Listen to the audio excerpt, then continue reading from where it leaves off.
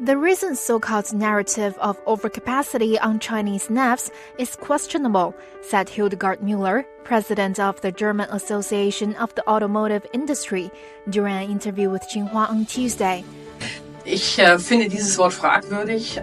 In China ist es so, dass rund 16% der produzierten Autos in den Export gehen. Die deutsche Autoindustrie hat höhere Exportzahlen. Wir exportieren 3 von 4 produzierten Autos und leben deshalb einen internationalen, einen globalen Wettbewerb. Wichtig ist dann immer das Wettbewerb zu gleichen Bedingungen.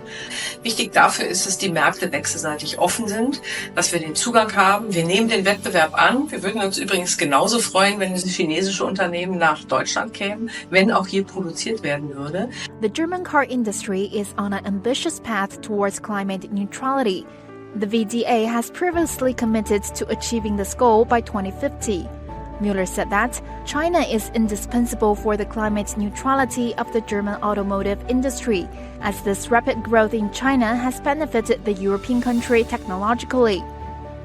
Wir glauben aber, dass es der falsche Weg ist, neue Zölle aufzubauen, in wechselseitigen Protektionismus zu gleiten, sondern wir müssen eher miteinander reden, dass es für die Unternehmen in beiden Ländern gleichermaßen möglich ist, aufeinander zuzugehen, dort zu produzieren, in den Absatz zu gehen.